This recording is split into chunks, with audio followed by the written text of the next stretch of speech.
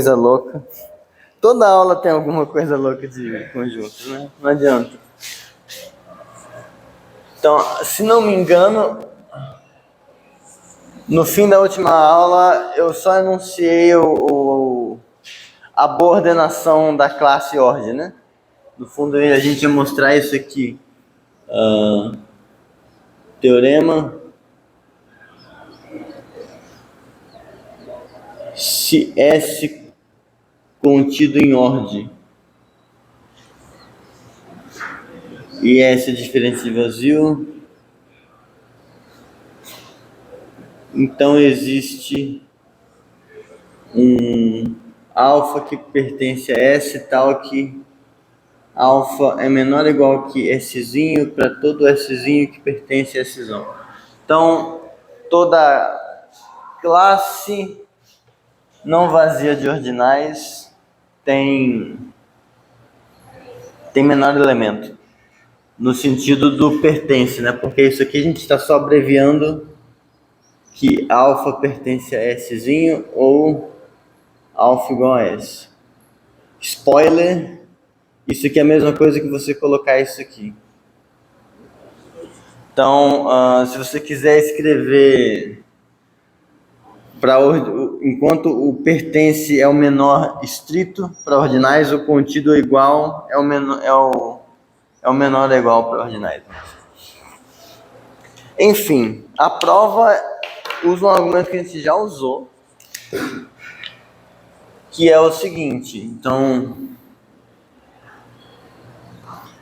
como é não vazio, seja beta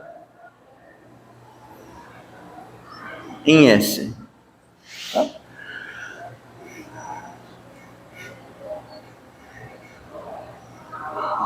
Aí agora você considera isso aqui. Tem um problema, porque eu estou falando de... A princípio eu estou falando de classe, né? E a gente tem que falar, por que eu posso fazer interseção disso? Então, vamos parar para pensar um pouco que essas coisas todas fazem sentido, porque a gente está flertando com um perigo aqui. Então, ó, quando eu estou dizendo que o S só está contido em ordem, eu estou falando que S é igual a alguma certa família, tem uma propriedade P, tal que S é formado por todas as coisas que satisfazem esse P, e quando você e de modo geral, P de X implica, se vale P de X, então X pertence à ordem. Isso aqui é o que significa quando a gente diz que o S está contido em ordem. Tem isso aqui. Agora, quando eu faço esse beta interesse, como beta é um ordinal, esse beta interesse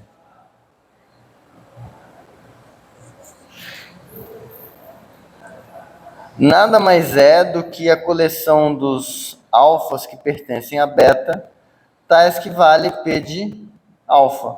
E isso aqui eu posso fazer pelo axioma da separação. Então,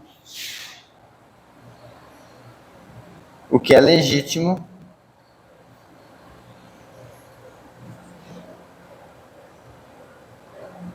pelo axioma da separação.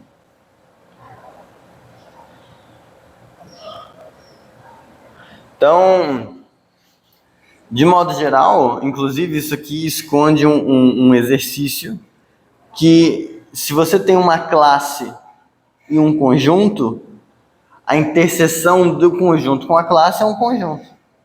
Porque você, no fundo, você está só aplicando o axioma da separação àquele subconjunto da coisa. Então, tudo bem. Até aqui, tudo bem? Então, isso aqui é legítimo.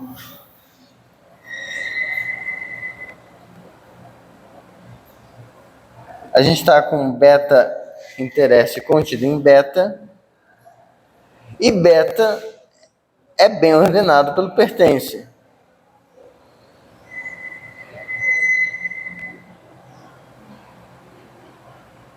Mesmo truque, que a gente fez em alguma prova que eu não lembro qual. A gente vai olhar se isso aqui é vazio ou não. Então,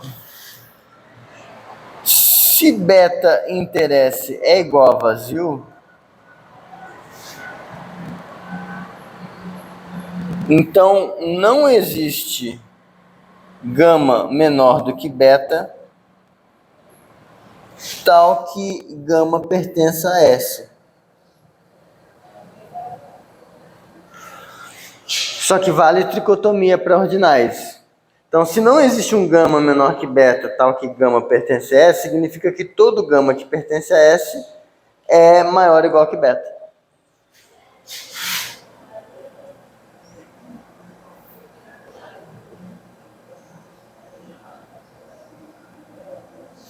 Satisfaz beta menor ou igual que gama. Ou seja, o próprio beta que eu peguei já é o menor elemento que eu queria. A outra situação, se beta interesse é diferente de vazio, então existe alfa, o menor elemento de beta interesse, em beta, vamos colocar assim, menor usando a boa ordem do beta. Tá? Agora, alfa faz o que se pede.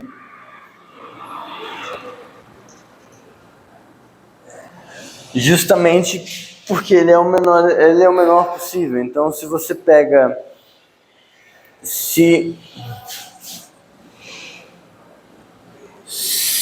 então a afirmação é que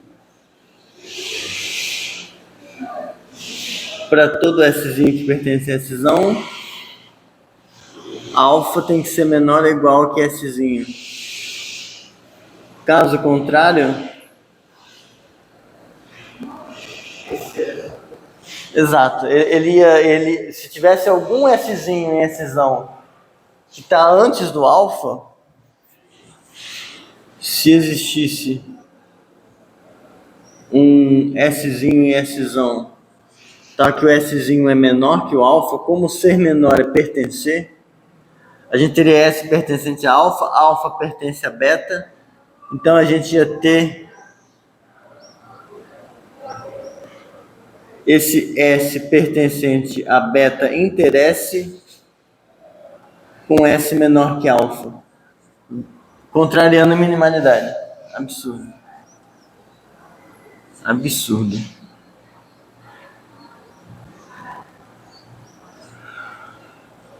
Então, em algum sentido, ordem é bem ordenado. Para deixar com ainda mais vontade de que seja, eu vou colocar isso aqui, ó. Eu vou mudar a ordem do que está no texto.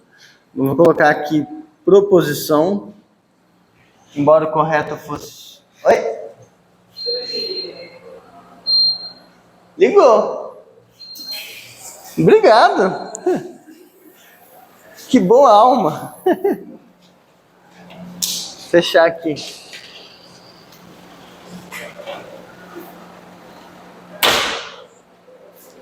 Nossa, não achei que fosse possível. Uma pessoa chega do nada sem você pedir e ela liga o ar-condicionado para você. Porra.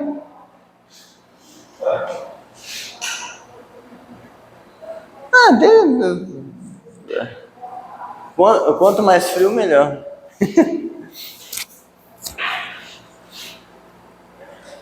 Vou colocar aqui uma proposição, mas aquela mesma coisa que eu tinha falado se quiser passar na frente, não tem problema. Não quer que eu pegue coisa para você? Hã? Então tá.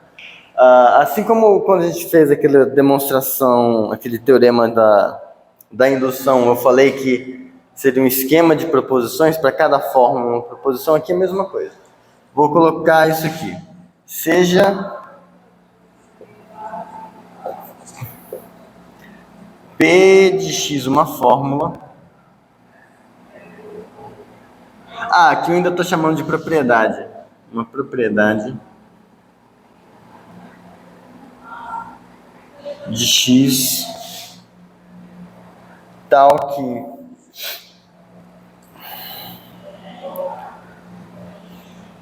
P de 0 vale e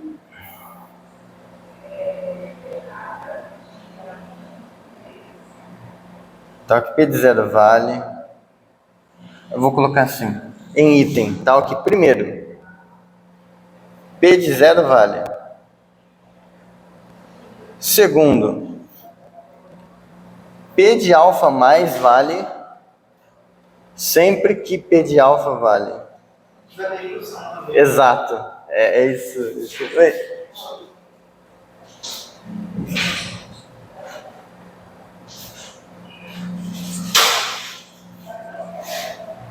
Aqui.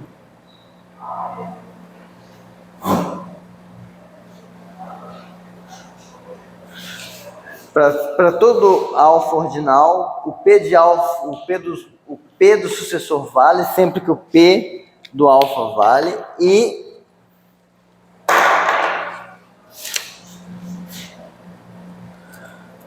para todo alfa ordinal, se alfa é limite e P de beta vale para todo beta menor do que alfa, então P de alfa vale.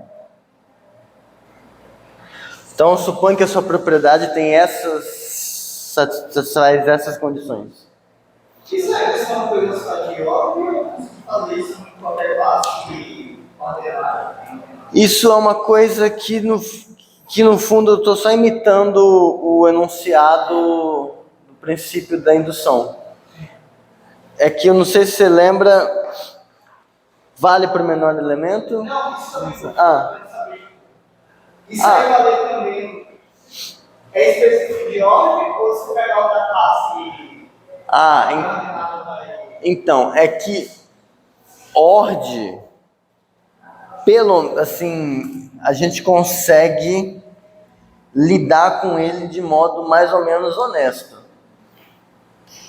Uma outra classe bem ordenada, eu acho que também dá.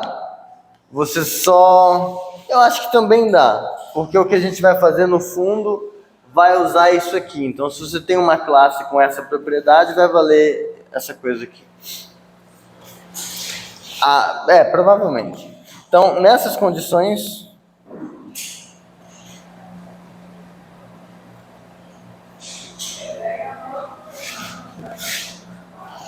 P de alfa vale para todo alfa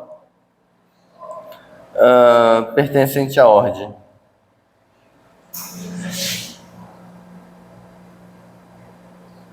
E a prova é a mesma prova que você faz a indução no caso geral, porque você pega a classe das coisas que não satisfazem isso e supõe que é não vazia. E aí vai ter que ter um menor elemento. Acabou. Então, seja S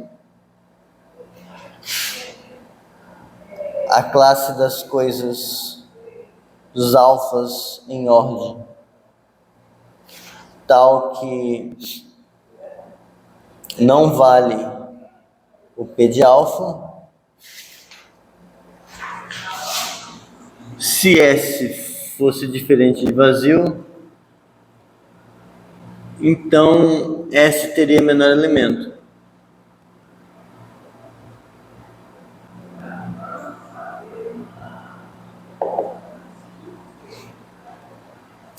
Mas esse menor elemento não pode ser o zero. Não pode ser o ordinal zero, porque a gente está supondo que vale para ele. Então, zero não é.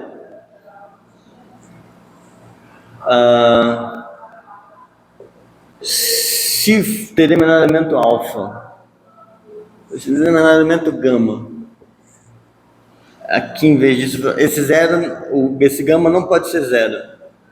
Se esse gama fosse sucessor de alguma coisa, se ele fosse um ordinal sucessor, então como é o menor, valeria o P de alfa, portanto valeria o P de gama.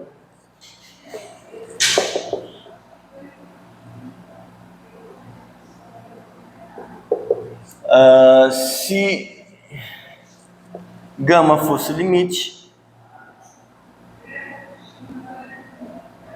P de alfa valeria para todo alfa menor que gama. Logo, P de gama. Portanto, o seu ordinal não pode ser zero, não pode ser sucessor, não pode ser limite, não pode ser porra nenhuma. Oi, senhor? Hã? Ah, tá. Então, como não esgotou as possibilidades para o ordinal, ele tem que ser uma dessas coisas, segue que... Deixa eu colocar logo. S é igual a vazio. Tá, é que eu estava no meio de um raciocínio, por isso que eu não dei um resumo do que você perdeu. Hã? Não, mas só dando um resumo, na aula passada, a gente ia provar isso aqui, que essencialmente a classe dos ordinais, que agora ainda não formalizei que ela não é um conjunto, mas que ela seria algo bem ordenado. Para isso, dado que a gente já sabe que a relação do pertence é essencialmente uma relação de ordem total aqui dentro, porque a gente já viu a tricotomia, a gente só precisaria mostrar que qualquer subconjunto, entre aspas, no vazio tem menor elemento. Isso aqui é só justificando por que o que a gente quer fazer pode ser feito, que é o seguinte: pega um cara lá dentro, já que é não vazio, intercepta com um S. Isso vai ser um subconjunto do beta. Então agora isso aqui pode ser um subconjunto do beta, não vazio ou vazio. Se for vazio é porque o beta foi justamente é o menor cara do S. Se ele é não vazio, ele tem um menor elemento dentro do beta. E aí esse menor elemento funciona como o menor elemento do S. Então isso aqui está só fazendo isso. A gente já fez esse truque em algum lugar, eu não lembro qual que era. A gente fez um truque muito parecido. Aí, usando isso, eu mostrei para você, eu fiz essa proposição que é indução em ordinais. Se tem uma propriedade que eu sei que ela é verdadeira para o ordinal 0. Eu sei que ela vale sempre para o sucessor sempre que ela vale para o antecessor. E sei que ela vale para um ordinal limite sempre que ela vale para todos os ordinais menores que aquele limite. Então ela tem que valer para todo mundo. E aí aqui a prova é a mesma que a gente faria.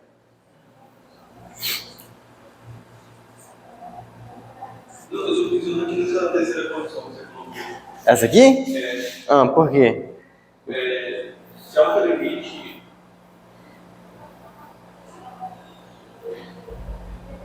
então todos.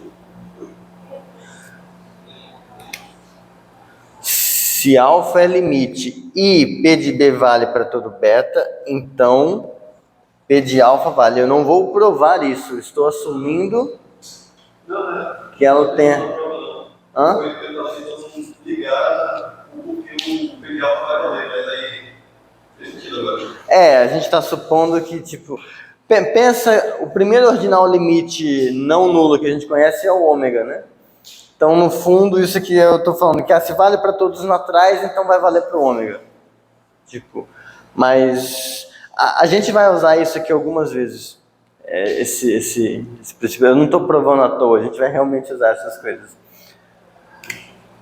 Bom, o próximo passo seria a gente provar o teorema da recursão para ordinais, né? Eu tenho indução, tenho boa ordem, eu tenho recursão. Só que aí, para deixar o teorema da recursão em ordinais mais gostoso, ou pelo menos mais perigoso, eu vou contar o segredo logo. Tudo muito bom.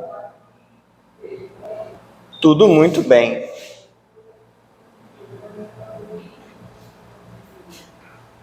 Mas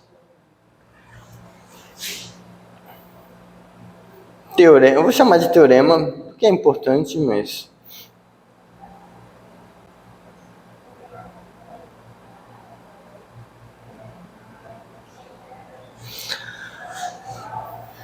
paradoxo de Burale Forte. Isso aqui é uma pessoa só, tá? Não são duas. Ordem é classe própria. Ou, em outras palavras, não existe conjunto que contenha todos os ordinais.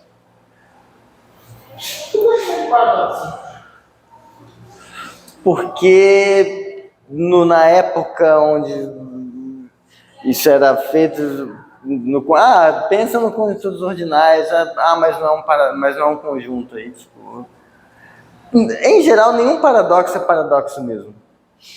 Exceto o paradoxo de Russell, mas em geral, quando fala, tipo, paradoxo de Banach-Tarski, não é um paradoxo.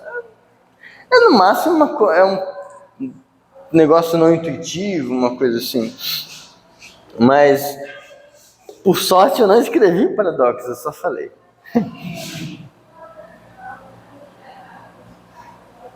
Numa situação ideal, ia ser a minha palavra contra a de vocês, mas eu tô gravando. Eu crio provas contra mim mesmo, mas tá. Vamos ver. Se fosse prova A, tem duas provas. Se fosse duas provas que eu conheço.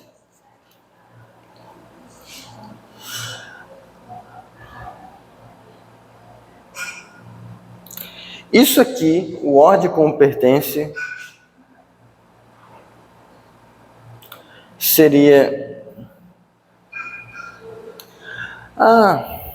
inclusive eu lembrei onde a gente usou esse argumento.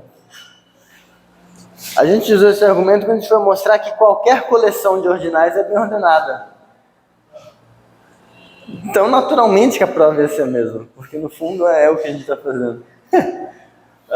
Se fosse, ordem como pertence seria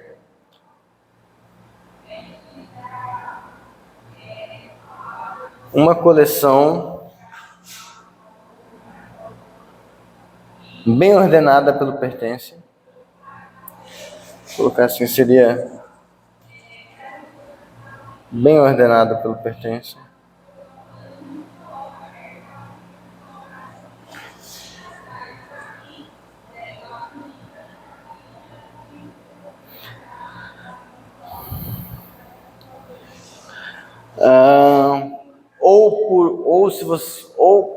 Ou por conta desse teorema, se você quiser pensar, ou se você pensar, bom, se ordem é um conjunto, então é um conjunto de ordinais e todo conjunto de ordinais é bem ordenado.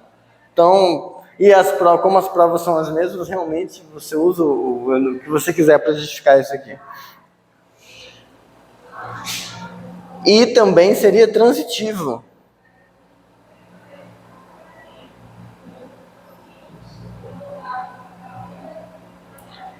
Por que seria transitivo?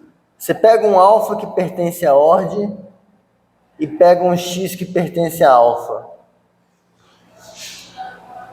X não tem que ser ordinal também?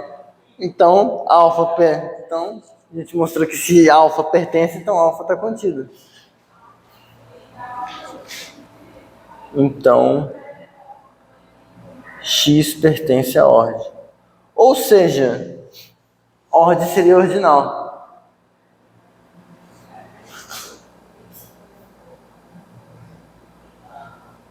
Mas se ele é um ordinal é porque ele pertence à ordem. Fudeu. Fudeu. Não pode. Não pode. Essa é a prova 1. A prova A. A prova B.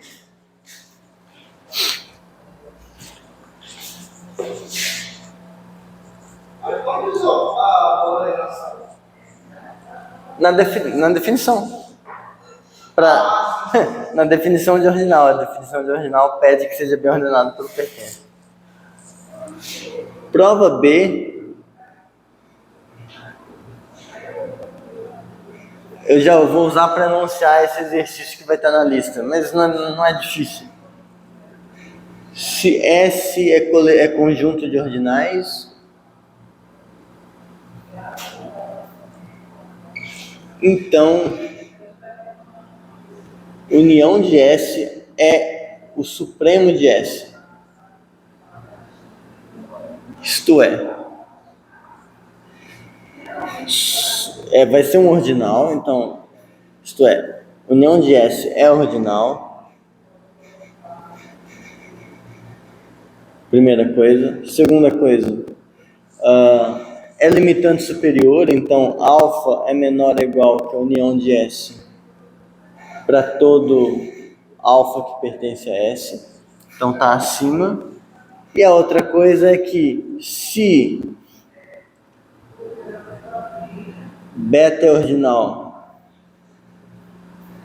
e alfa é menor ou igual que beta para todo alfa que pertence a S, então a união de S é menor ou igual que o beta. Ou seja, é limitante superior e é o menor limitante superior, por isso supremo. Por que não é o máximo? Porque ele pode não pertencer. Tipo assim, pensa no S como sendo o conjunto dos naturais. Conjuntos dos naturais não pertencem aos naturais. Quando você toma a união de todos os naturais, dá os naturais. Os naturais é de fato o supremo dos naturais, mas ele não pertence a ele mesmo, por isso que não é máximo. Mas às vezes pode ser, às vezes não. Tipo, em geral, você tem, só que vai ser o supremo. Feito isso,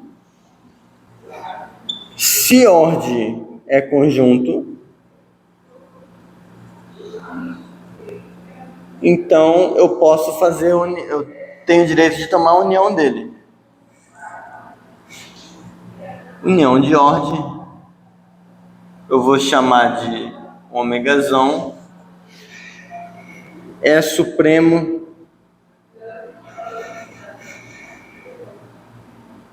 de ordem, maior de todos os ordinais, mas sempre que eu tenho um ordinal eu tenho o próximo.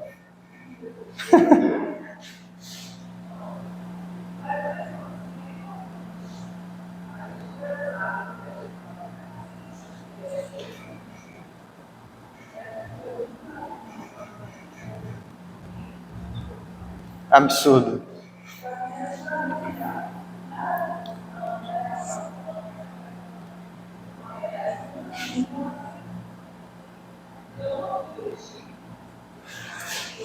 Então, deve ter até outras provas de que isso aqui não esse negócio aqui não é um conjunto.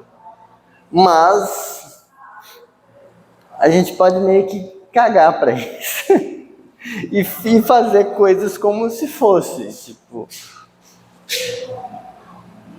o que me permite dormir à noite é aquele negócio de pensar que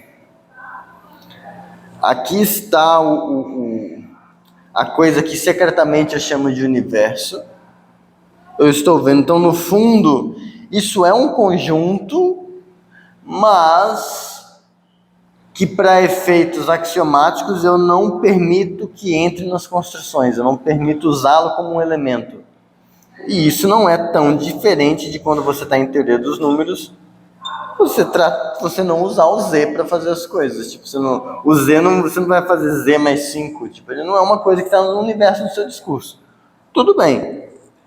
E aí, uma vez que eu tenho essa coisa que intimamente, no papel eu não falo que é, mas intimamente é um conjunto, eu selecionei aqui um subconjunto, que é bem ordenado. Então, tipo, tá.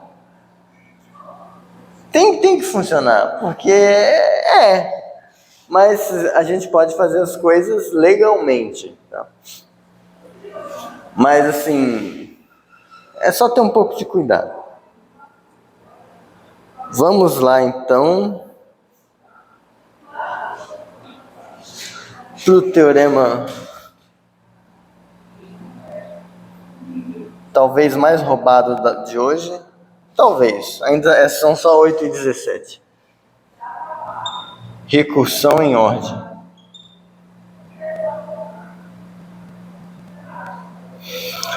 Mas será que não vai separar isso do feito ou vai ter que pegar mais delicado agora? A gente vai usar o resultado que a gente tinha antes. Mas é essencialmente a mesma prova. É essencialmente a mesma coisa. Seja G de V em V, universo, né, é uma função de classe.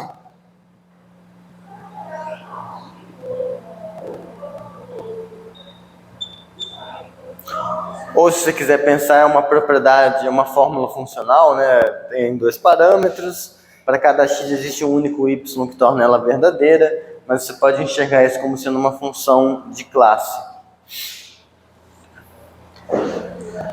Essa é a única coisa que você precisa. Existe, então,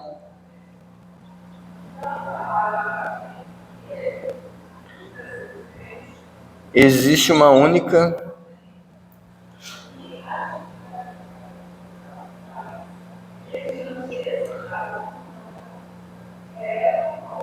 função de classe ordem, chamada de fão, de ordem em V, G recursiva.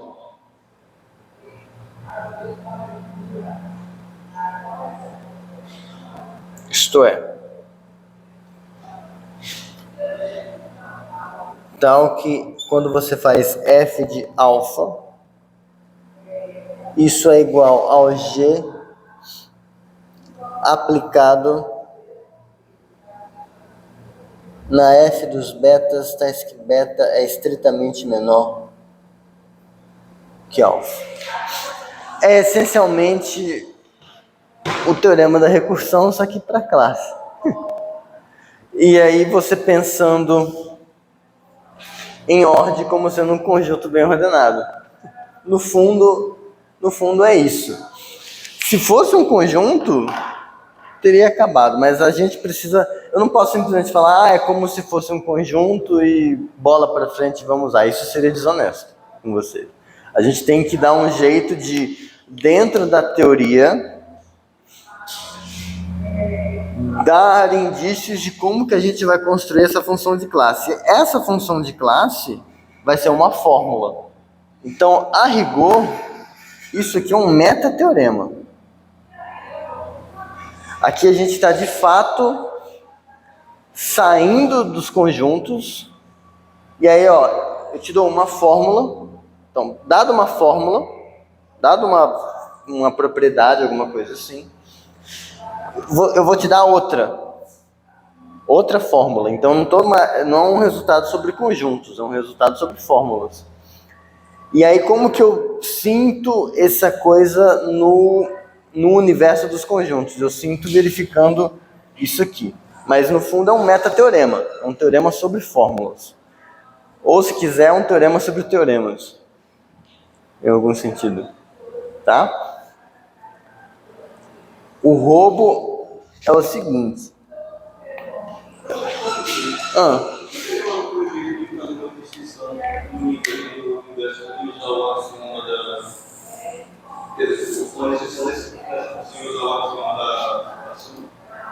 O axioma da separação é que o axioma da separação é assim, eu te dou um conjunto, você me dá uma propriedade e o axioma da separação separa o subconjunto do conjunto que eu te dei, que tem a propriedade que você me deu.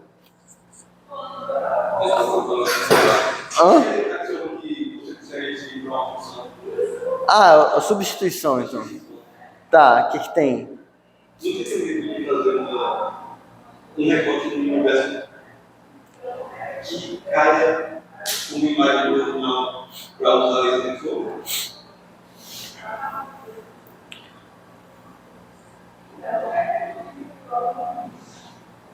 Calma.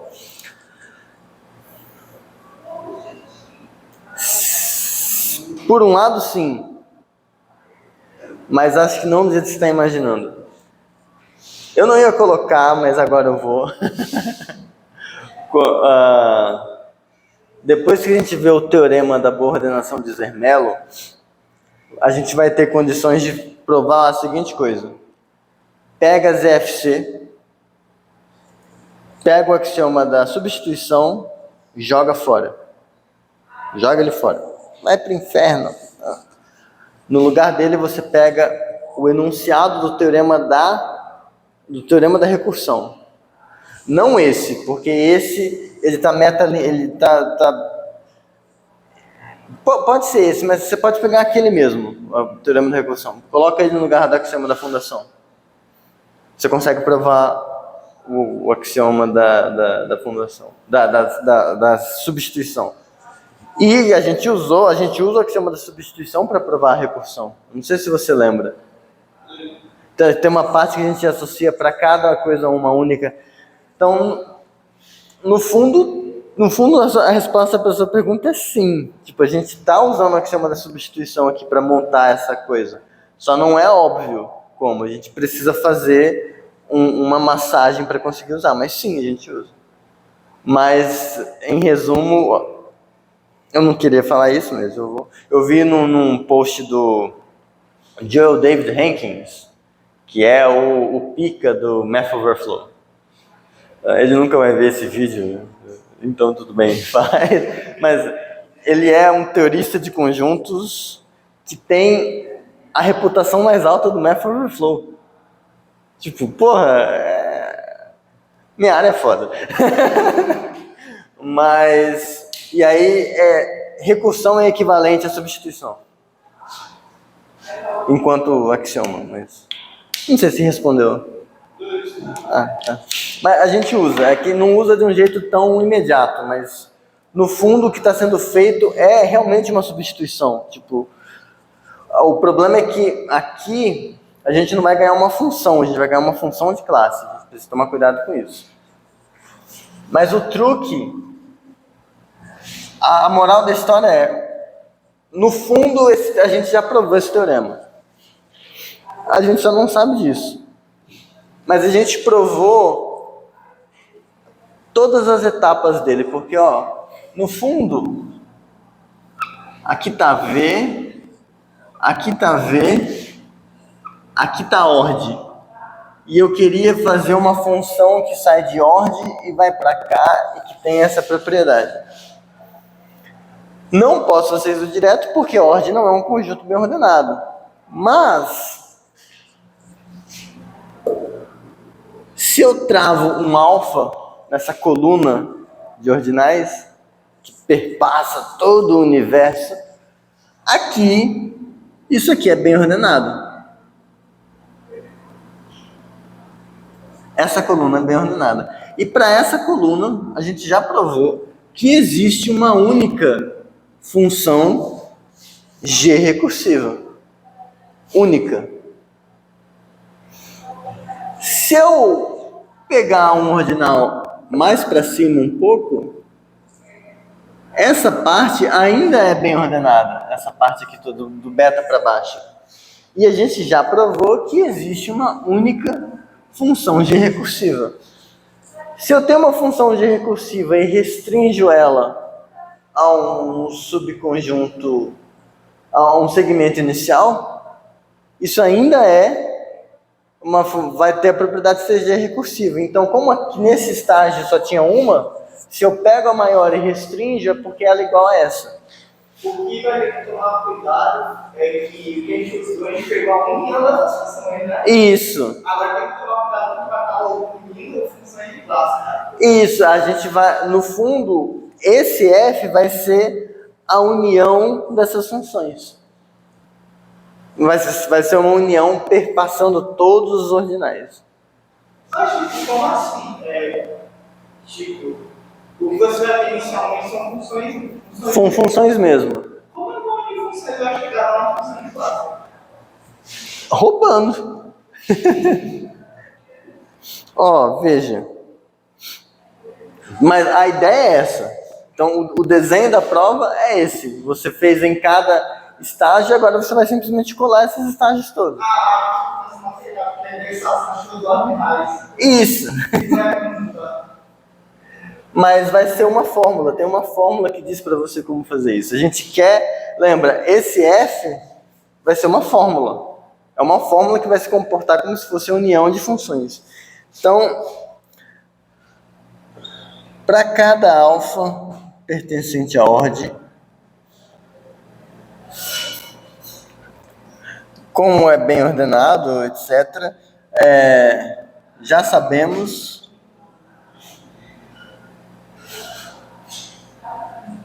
que existe alfa que pertence... Existe única função T alfa que sai de alfa. Existe única... Vou colocar assim. Existe uma única função G recursiva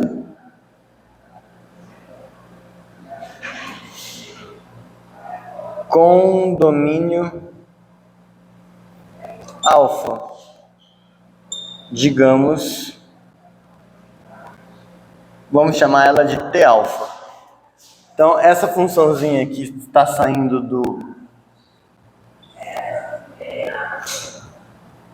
do alfa para baixo, vamos chamar ela de T alfa. Tudo bem? Para cada alfa, o T alfa. Agora,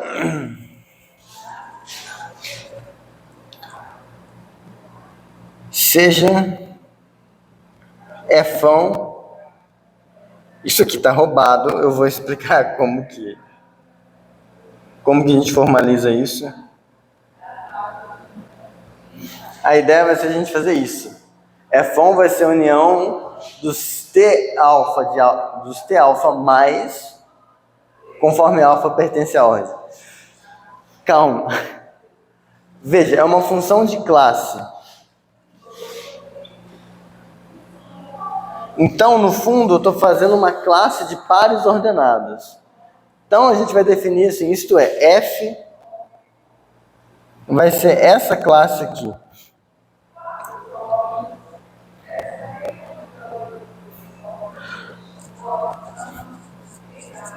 Eu vou dizer que um par XY, qual vai ser a fórmula que define F? XY pertence a F, C e somente C, X pertence à ordem e Y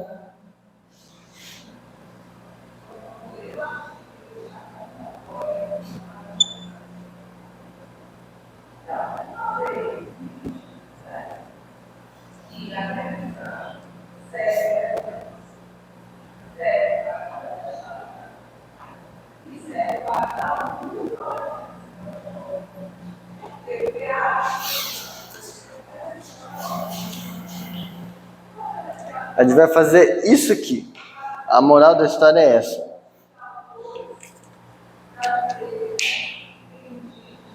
Nessa condição, você não vai querer que exista um índice tal que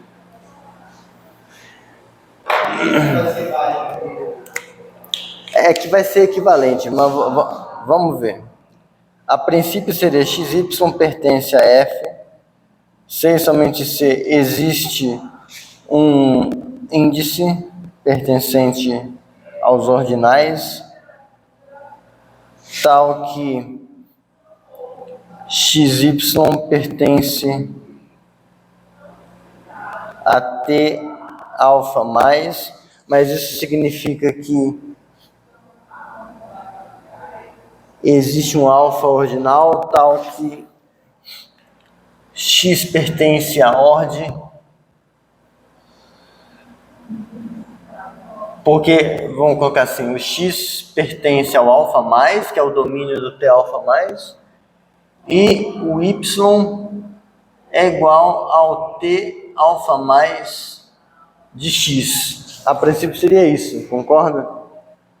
Só que se o x pertence ao alfa mais, o y ao T alfa mais de x, o x pertence ao alfa mais, o x é um ordinal. Mas o x, como eu tenho essa coisa delas se estenderem, eu posso, em particular, esse existe alfa, eu posso pegar o alfa como sendo o x mais. Por isso que aqui eu faço o alfa sendo o x mais e o y sendo o tx mais do próprio x. Aqui o alfa seria o x mais. Porque a gente encontrou um índice tal que o par xy pertence à função do T alfa mais. Só que existe um índice. Se o x pertence ao alfa mais,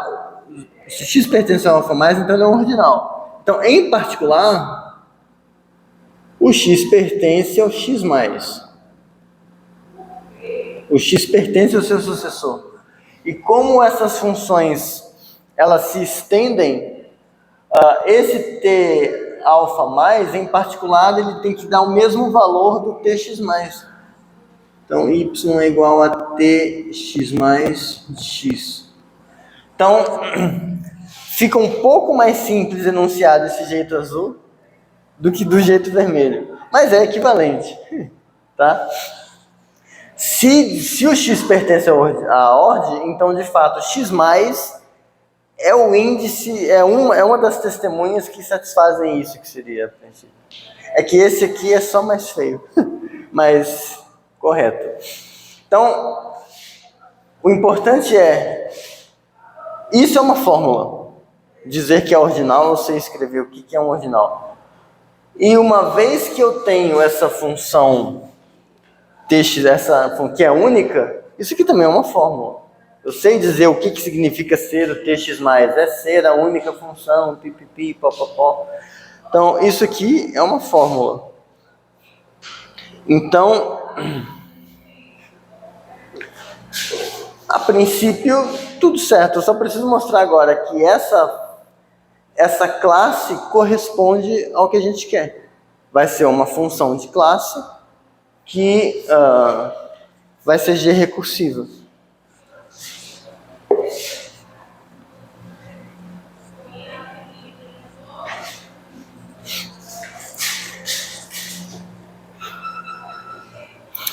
Ok.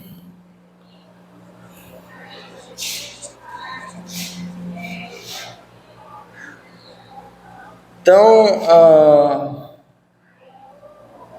ordem está contido no domínio. Primeiro, é uma coleção de pares ordenados. Mas isso aqui acontece. Vou colocar assim logo. Porque se alfa pertence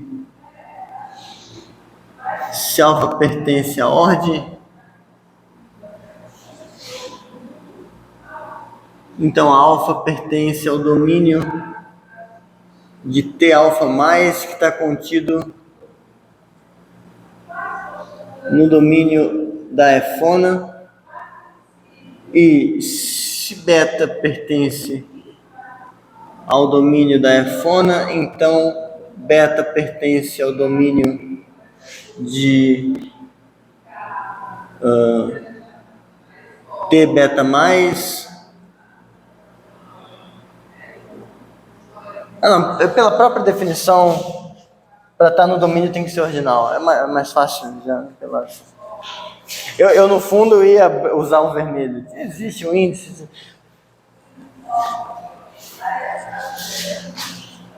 Então, beta é ordinal. É claro que ela cai em V, porque tudo cai em V. Então, foda-se. Isso aqui é um jeito de falar foda-se.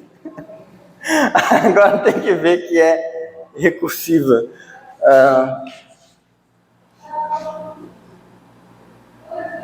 Para recursividade, fixado alfa, pertencente aos ordinais, a gente tem f de alfa, é t alfa mais de alfa. A princípio é isso. Só que t alfa mais é G recursivo. Então isso aqui é G aplicado na upla dos t alfa mais dos betas, conforme beta menor que alfa. Isso aqui. Eu tenho que dar um jeito de sumir com esse t alfa mais e colocar o f aqui. E é só truque. Porque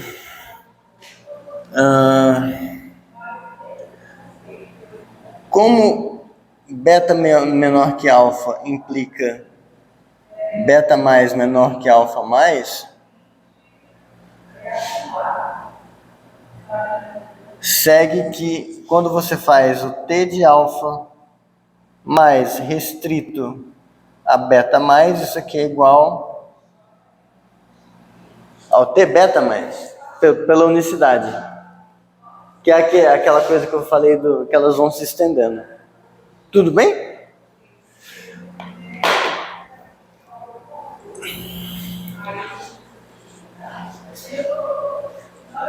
Bom, mas... Então...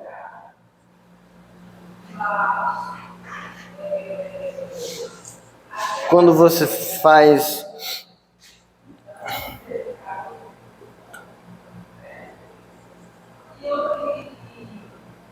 Isso aqui, esse T alfa mais de beta, em particular, ele é o T beta mais de beta, em particular. Só que Tx mais de x é o f de x. Isso aqui é igual ao f de beta. Portanto, f de alfa. Aqui eu posso trocar por isso, mas isso é isso.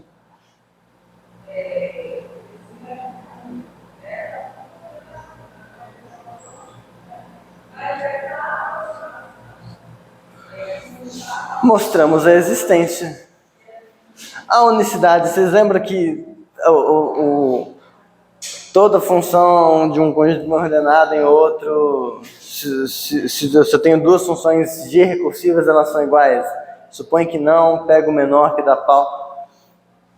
Mesma coisa, você tem duas funções de classe G recursivas de ordem em V, elas vão ter que ser iguais. Supõe que não.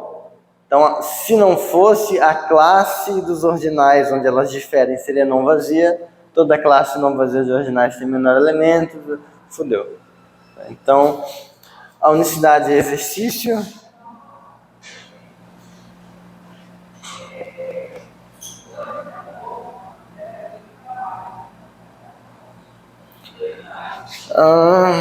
Unicidade é exercício. Portanto, acabou. Então, a graça dessa recursão é que agora a gente pode fazer procedimentos recursivos que percorrem todos os ordinais. Todos. Para cada ordinal eu associo um conjunto. Eu posso fazer isso agora de modo legítimo. Semana que vem, a aula não acabou. Aí vai conseguir definir cardinalidade? Vai, mas cardinalidade... O número cardinal, de verdadeinha, eu vou fazer para vocês, depois a gente tiver visto o teorema da boa ordem. Todo conjunto pode ser bem ordenado. Porque, qual vai ser o esquema?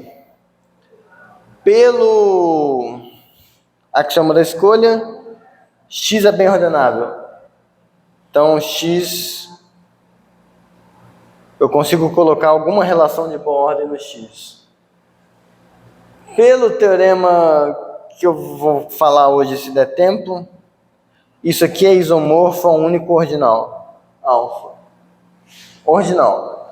Agora, dado um ordinal, eu posso pegar dentro desse ordinal o menor ordinal pertencente a ele que está em bijeção com ele. Pensa que, por exemplo, esse ordinal aqui que eu encontrei foi o ômega mais 2. Ômega, sucessor, mais um sucessor. Esse cara não é inicial, mas há dentro dele o menor ordinal que está em bijeção com ele, que é o ômega. Isso vai ser um ordinal inicial. Você pegaria o inicial por causa dele. Isso, e aí isso vai ser a cardinalidade do X. Só que para eu fazer isso para qualquer X, eu preciso saber que qualquer X pode ser bem ordenado. Para isso eu preciso que é o teorema da boa ordenação. E aí, é o que a gente vai ver na próxima semana. Teorema da boa ordenação e o lema de Zorn. Usando essas coisas recursivas aqui. Mas, para ilustrar o que a gente pode fazer com isso, eu quero estourar a cabeça de vocês. Pode apagar aqui, né?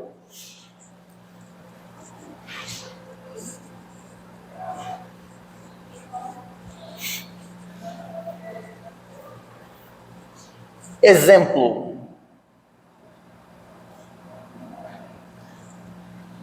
Hierarquia de von Neumann. Eu tenho quase certeza que o nome disso aqui é isso. Hierarquia de von Neumann. Acho que é assim que se escreve.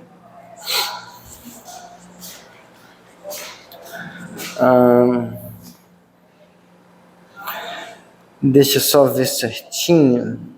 Vocês podem encrencar com algumas coisas aqui ainda. Vocês podem, mas eu vou colocar aqui um exercício antes, só por desencargo de consciência. Sejam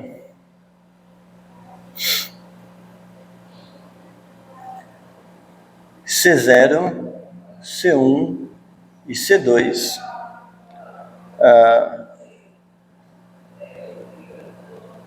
Fórmulas funcionais.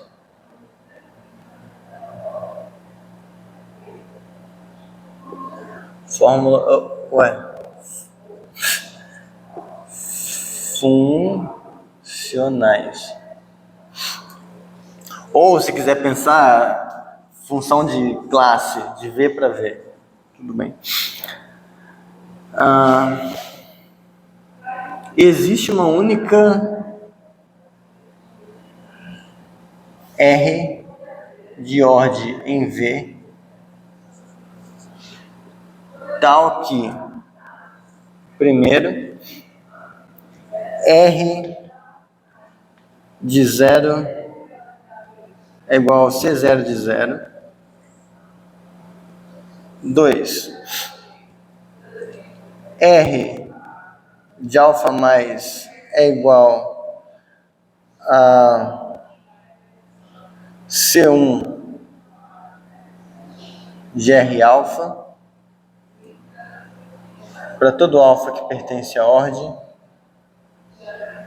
E 3, R de alfa é igual ao C2 da upla formada pelos R de beta, tal que beta é menor que alfa, se alfa diferente de 0 é ordinal limite.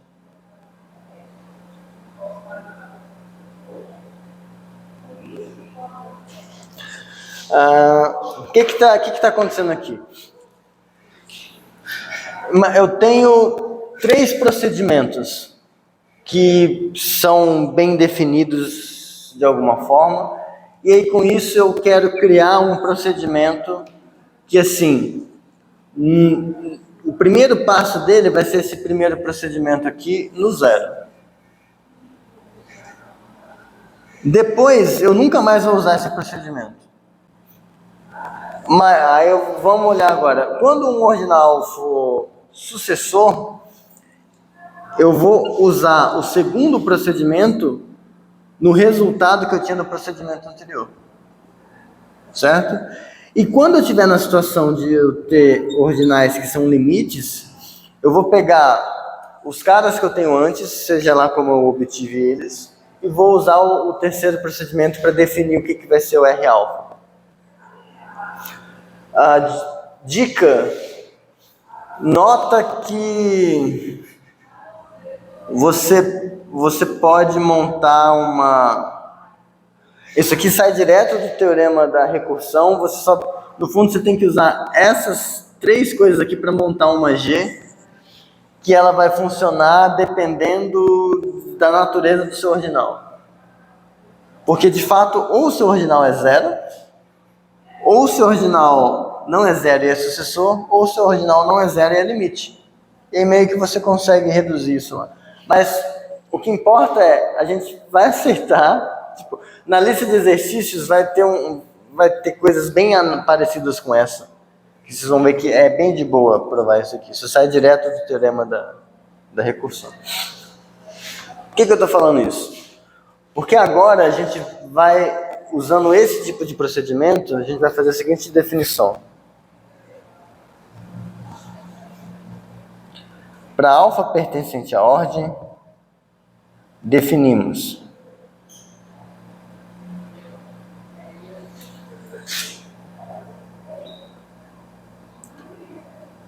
V0, eu gosto de usar assim, mas o pessoal em geral só usa V, um V normal, mas eu gosto de usar assim. Não, eu vou usar, como que está no texto? Eu vou fazer igual no texto, mas agora eu já me arrependi de no texto assim. V0 vai ser o vazio. Então, comparando com esse exercício, é como se eu estivesse pegando uma função de classe que pega todo o conjunto e manda no vazio. Em particular, manda o vazio no vazio. Tudo bem? Agora, a segunda coisa, a gente vai pegar V alfa mais e vai definir como sendo o conjunto das partes de V alfa. Para alfa ordinal. Então, a segunda função aqui, o C1, seria a função que toma partes das coisas. Terceiro, se alfa diferente de zero é limite, ou para, né? O V alfa vai ser a união dos V betas, tais que beta é menor que alfa. Ou seja, a terceira função é simplesmente tomar a união das coisas. Pega a união da família. Tudo bem? Então isso aqui está indicando a seguinte receita. V0 é o vazio. V1, partes do vazio. V2, partes das partes do vazio. V3, partes das partes do vazio. Fiz para todos os números naturais. Agora o V ômega é igual à união dos VNs. Beleza, próximo passo. V ômega mais 1 vai ser igual ao conjunto das partes do V ômega. V ômega mais 2 para todo ordinal. Se eu tenho eu consigo, dada a natureza dos ordinais, essa coisa tá de certa forma bem definida. Tudo bem? Até aqui tranquilo? Eu vou tentar escrever olhando para vocês. Eu devia virar a câmera para vocês, tá? Teorema.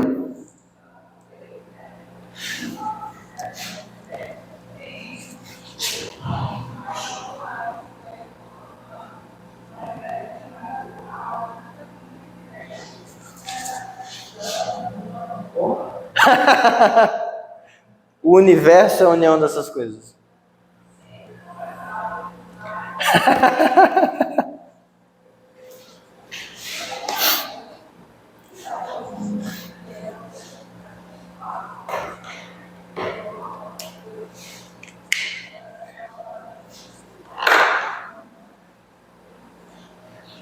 Doido, então, qualquer conjunto também, tipo, conjunto das partes de alguma coisa. Não, qualquer conjunto pertence a alguma dessas coisas. Você exemplo mais ou menos para os tipos Na verdade, isso é um jeito de você resolver. Na verdade, isso aqui tá evidenciando que a teoria dos conjuntos atual, de certa forma, ela tenta pegar um pouco da ideia do que o Russell queria fazer com teoria de tipos.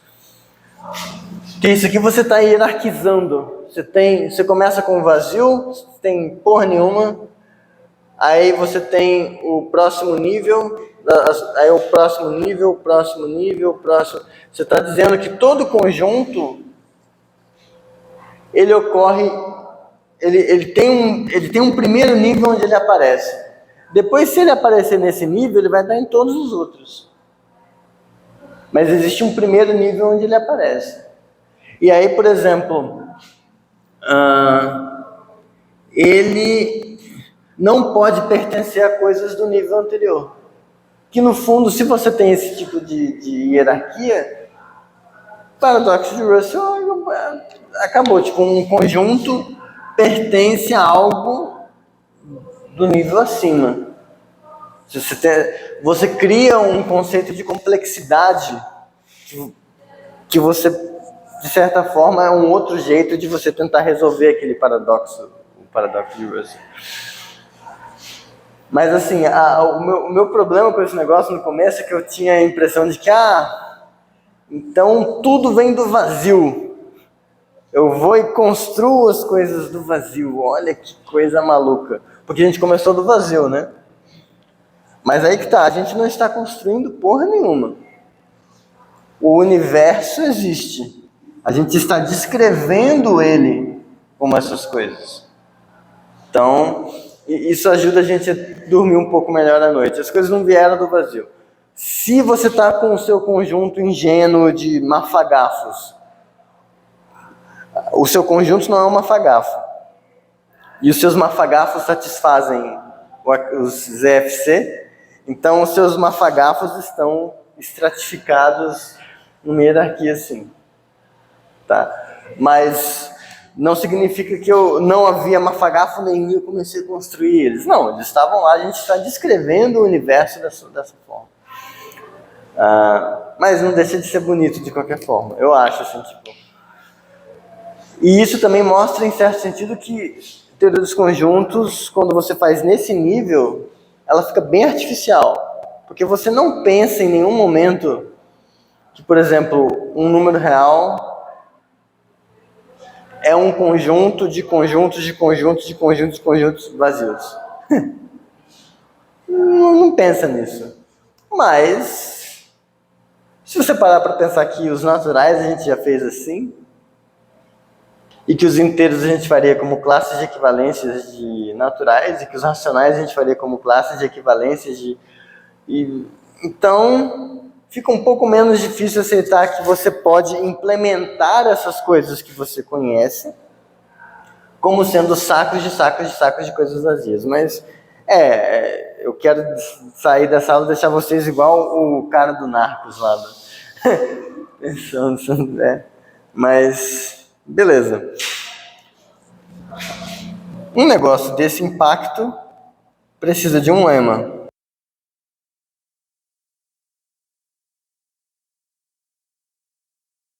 Vazia.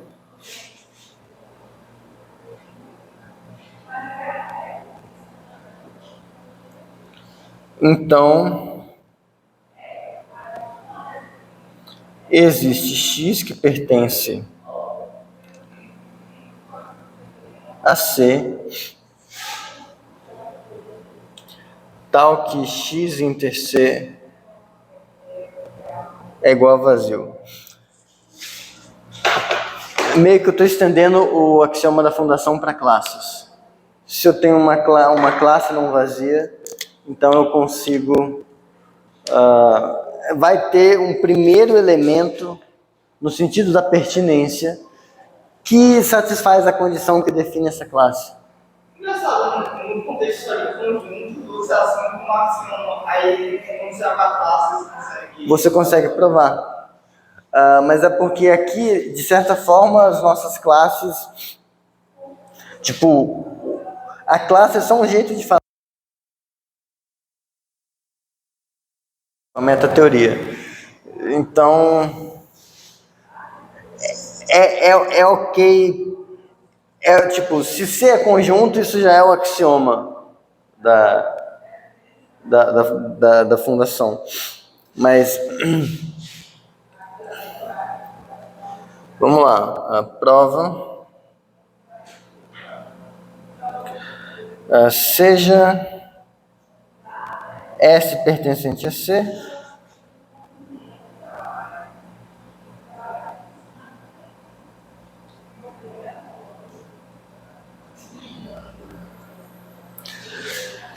se eu pegar um S que pertence a C, que a interseção é vazia, é o que eu queria. Sucesso. Se não, o que a gente vai fazer é brincar de boneca russa. A gente vai pegar esse cara e abrir. E depois pegar o resultado da gente abrir e abrir de novo. E abrir, o que eu quero dizer com abrir? Se S inter C diferente de vazio... e nota que S é um conjunto, porque ele pertence a uma classe.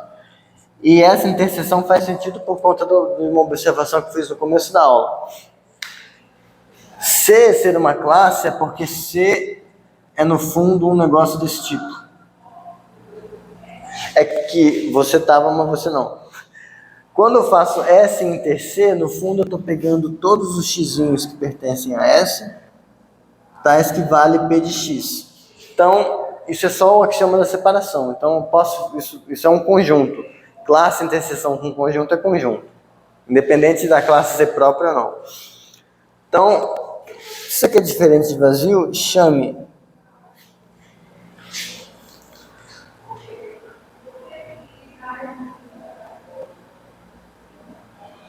X como sendo T inter C, onde quem é T?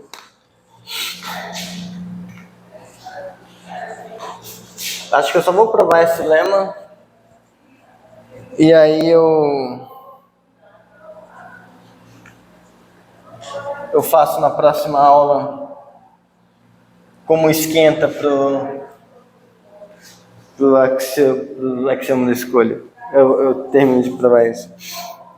Mas o T a gente vai fazer isso aqui. T vai ser a união de Tn. Porra, mas quem é Tn? T0 é S e Tn mais 1 é igual a união de Tn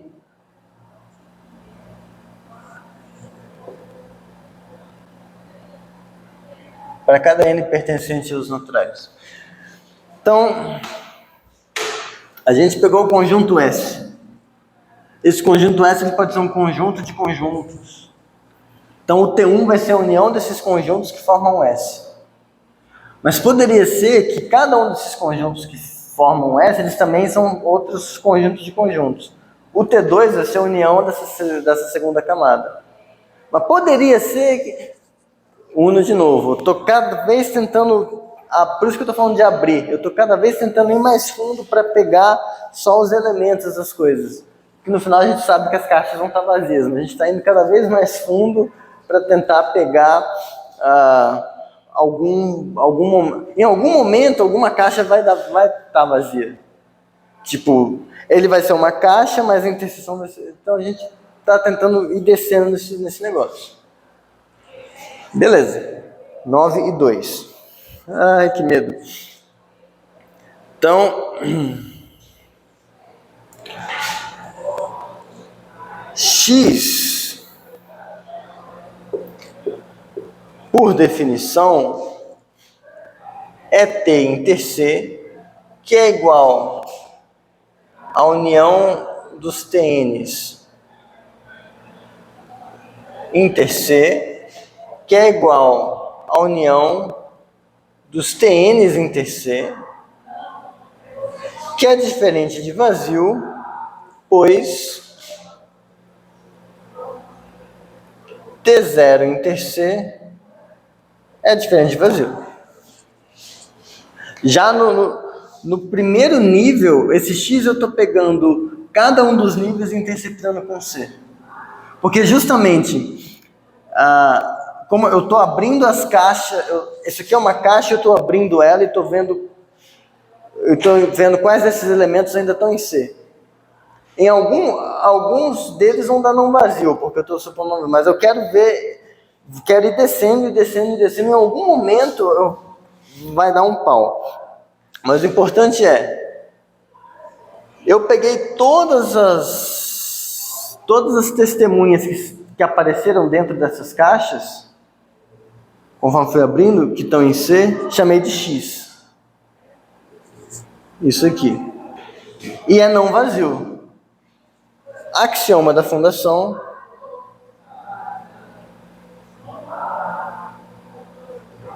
garante um x'inho que pertence a x'ão, tal que o x'inho inter x'ão é igual a vazio.